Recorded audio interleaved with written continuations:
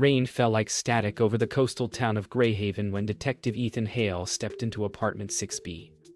The smell hit him first, wet iron and old paint. "She said it was an accident," the officer muttered beside him, voice trembling, but Ethan didn't answer.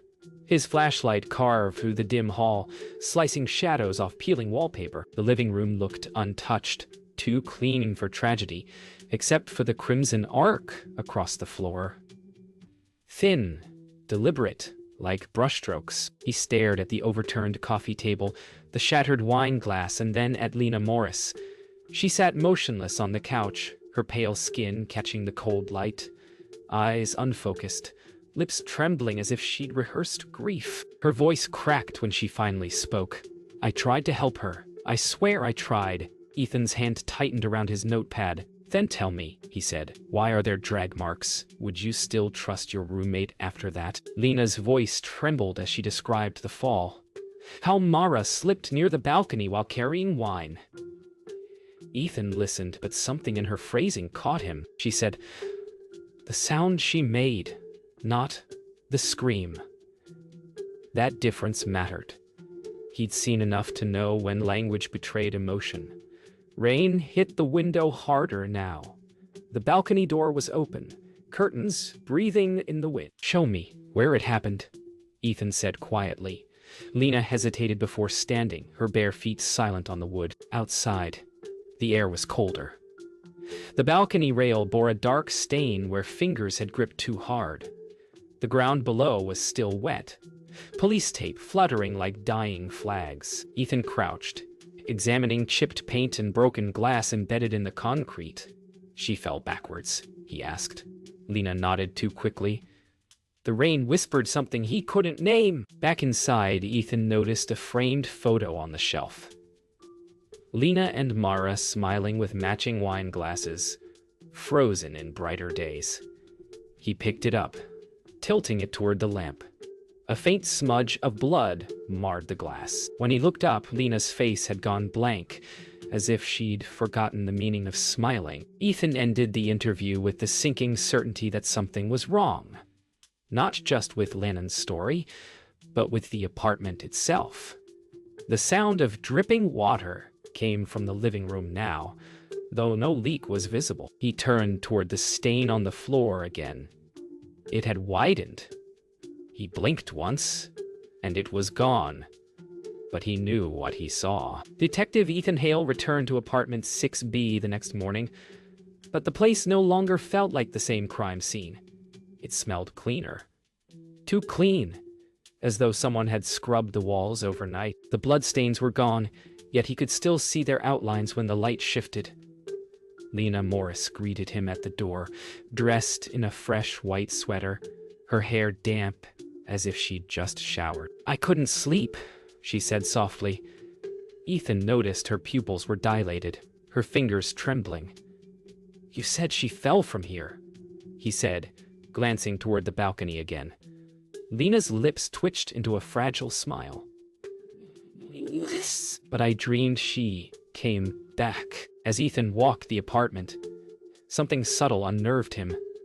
The sound of his footsteps didn't echo right. Each one came back delayed, as if the room was larger than it appeared. He stopped at the kitchen sink, noticing a faint ring of wine residue around the drain. "You washed the glass?" he asked. Lena hesitated, clutching her sleeve. I didn't want to look at it anymore." Her reflection in the window looked distorted, eyes slightly out of sync. Ethan crouched near the rug again. He pulled up one corner and froze. Beneath it, the floorboards were wet, but not with water. A faint reddish tint shimmered under the light. "You missed a spot," he murmured. Lena stepped forward, shaking her head. "That wasn't there before." Her voice broke. "I told you, it was an accident." But her words didn't sound like defense. They sounded like a prayer she'd repeated too often. Officer Dana Reeves arrived with fresh evidence bags. "We found Mara King's phone," she said. Ethan looked up sharply. "Where?" Dana hesitated. "In the vent." Lena's face went pale. "That's impossible," she whispered. But Ethan noticed her fingers curling into her palms until they bled. He took the phone carefully. Its screen cracked, displaying one final unread text from Mara. "Don't touch me again." That night, Ethan sat in his car outside the apartment, the rain relentless. He replayed the details, the missing blood, the vent phone, the phrase came back. Something inside that place wasn't finished. When he looked up toward the apartment window, he saw Lena's silhouette standing still, too still. And then another shadow appeared beside her, taller, moving closer. The lights flickered out. Ethan's pulse stopped for a moment. Two silhouettes remained. By the third day, Ethan Hale couldn't sleep. Every time he closed his eyes, he saw the outline of the body burned into the apartment floor. When he returned, Lena Morris was painting in silence. The same position Mara King had been found in, knees bent, one hand extended. "It helps me forget," she murmured. The air smelled faintly of turpentine and decay. Ethan studied her brushstrokes. She was painting Mara's face from memory, except the eyes were wrong. Solid black, like deep water. "Did Mara paint too?" Ethan asked. Lena froze. "No," she said, then hesitated. "Sometimes she corrected mine." He frowned. "Corrected?" She turned toward him, eyes flickering with a strange light. She said, "I always made her smile wrong." Ethan stepped closer, noticing faint red fingerprints smeared on the edge of the canvas. Too real to be paint. The scent of iron grew stronger. Officer Dana Reeves called from the precinct. "Ethan, the prints don't match what we logged." "They changed." His silence stretched long. "What do you mean, changed?" "Mara's prints are showing up after she died." The line went dead. Ethan looked up. Lena was staring at him with a small, knowing smile. "You found her again, didn't you?" she whispered. Ethan opened the evidence bag containing Mara's phone again. The screen flickered on by itself, battery long dead. A video file played. Grainy, distorted. Mara's voice filled the room. "She pushed me." The image cut abruptly to black. Ethan dropped the phone. When he looked up, Lena was gone. The balcony door creaked open, curtains sway. He stepped onto the balcony, calling her name.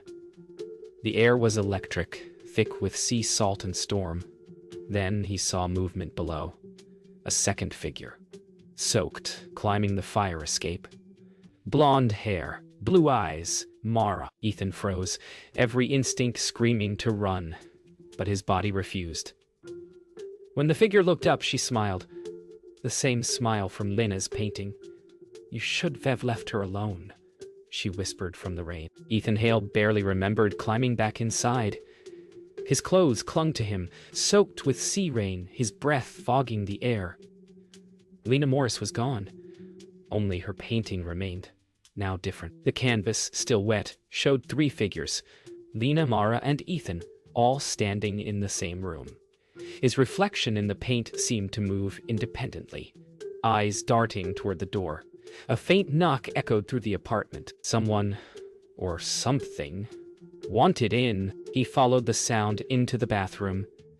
The mirror was fogged, the edges beaded with condensation. A single word appeared slowly on the glass, as if written by an invisible finger.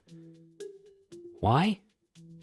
Ethan wiped it with his sleeve, but the letters bled through again, red this time. Behind him in the reflection stood Mara King, eyes hollow, mouth twitching, whispering something he couldn't hear. The door behind him slammed. He turned. Lena was standing there, soaked and shaking. "I didn't mean to," she whispered. Her pupils were huge, her hands trembling. She was screaming again. "And I wanted her to stop."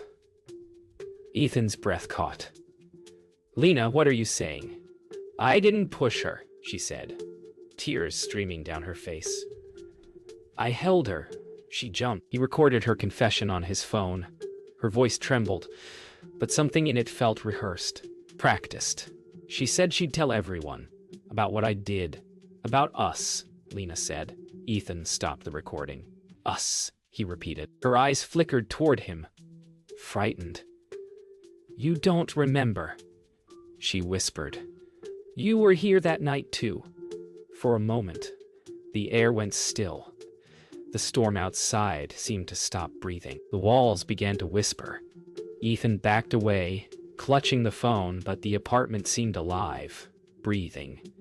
Every surface shimmered faintly with moisture, the sound of Mara's laughter echoing from the vents. You both lied, a voice hissed, neither male nor female. Ethan turned toward the mirror one last time and saw all three of them inside. Lena sobbing, Mara smiling, and himself standing motionless, eyes blackened like in the painting. Ethan Hale awoke on the apartment couch, though he didn't remember lying down. His phone, still recording, played muffled sobs. He rose unsteadily. The clock on the wall ticked backward. From the kitchen came the sound of two voices, Lena's and Mara's, overlapping in impossible harmony, saying the same words. He saw everything. Ethan's skin prickled. He hadn't told anyone what he'd dreamed. But in the dream, he had been there the night Mara died. He stumbled toward the kitchen. Both women were gone, but a teacup spun slowly on the counter, circling itself as if guided by invisible hands. Ethan's reflection in the window split. One side younger, clean-shaven, smiling. The other, older and broken. You remember now, whispered a voice from nowhere. You promised to protect her. He gripped the counter to stay upright, the tiles slick with condensation. A sudden noise drew him to the living room. The television flickered on by itself, showing security footage. Grainy, time-stamped the night of the fall. Ethan's heart froze. The recording showed him and Mara arguing on the balcony while Lena filmed from inside. Delete it, he shouted on screen. Then Mara turned, stumbled, and vanished into darkness. The real Ethan stared at the screen, the sound of the wind and her scream overlapping until it became one endless tone. Lena, he called out, voice breaking. She appeared in the hallway, pale as bone. It was supposed to stop, she whispered. She said you'd make it stop. Ethan stepped closer. Realization dawning. You loved her, he said quietly. Lena's face twisted, grief and rage merging. She loved you, she spat, and she laughed when I told her I'd kill myself, so I helped her fall. The confession hung in the air like smoke that wouldn't clear. Lightning tore the night open again. The walls pulsed, the photographs shifting, Mara smiling in some, Lena erased from others. Ethan backed toward the door, but the handle burned his hand. No one leaves. Mara's voice hissed from everywhere. The windows fogged over, spelling one final word. Stay. Ethan's reflection in the glass moved a moment later than his body, and smiled. Ethan Hale didn't notice the exact moment morning stopped existing. The sky outside had turned the color of bruised steel, light, refusing to move. Every surface in apartment 6B shimmered with a damp sheen, as though breathing through its walls. Lena Morris sat at the table, staring at nothing. It won't let us leave, she murmured. The air vibrated with a low hum. Ethan reached for his phone, but the screen showed only the camera view, recording them both without sound. Behind him, faintly visible in the frame, Mara King stood smiling. Ethan tried the door again. The handle was cold as ice. When he turned it, the metal flaked like rusted bone. Beyond the doorway wasn't the hall. It was the balcony. The city stretched wrong. Angles impossible. It's feeding, Lena whispered. Every time we remember, it eats more. Ethan looked back. The furniture had shifted an inch closer to the center of the room. The lights snapped out. Only the dim flicker of Ethan's phone camera remained. He turned it toward Lena, but she was gone.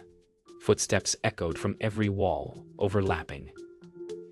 Ethan, whispered Mara's voice, impossibly near. You were supposed to let her fall. His throat closed. The camera flickered again, revealing flashes of Lena's face. Then Mara's, alternating like frames in a dying film reel. He dropped the phone, its lens shattering. The apartment pulsed brighter.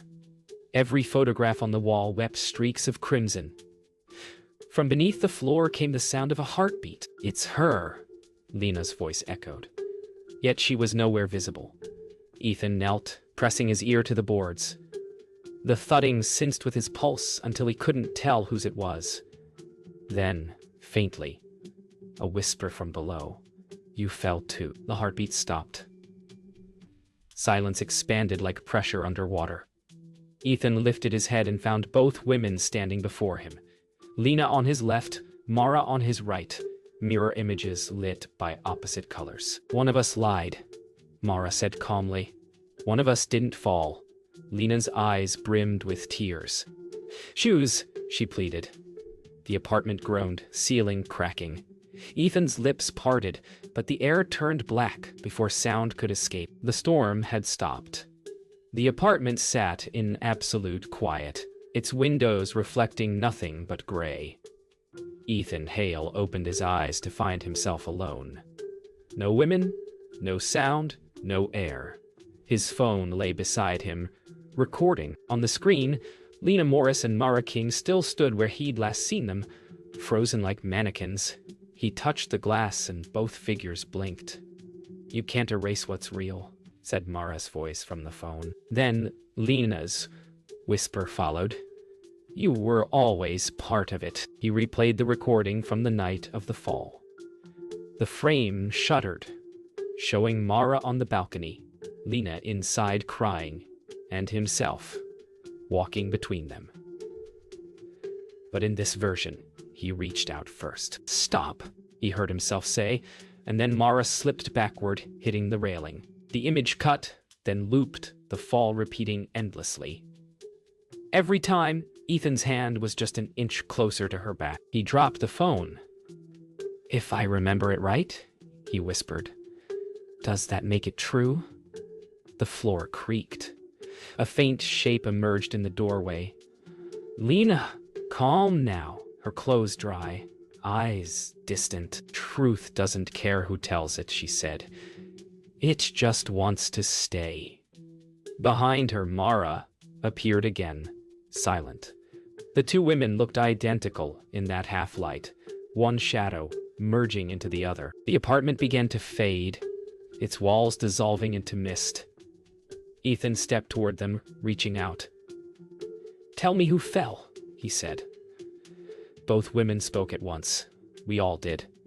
Their faces blurred, voices layering into a single echo. The light collapsed inward like a closing eye. For a moment, he felt the rush of wind, the vertigo of falling, and then nothing. Only the slow return of rain against glass. When the responders finally entered apartment 6B a week later, they found no bodies. Only a phone playing a continuous loop of storm audio, and a single painting on the wall. It showed a man and two women on a balcony, caught between light and shadow. Detective Ethan Hale was listed missing. The file was marked accidental death, unresolved. The stains on the floor never came out. And sometimes, late at night, neighbors swore they heard three voices whispering through the vents. She said it was an accident.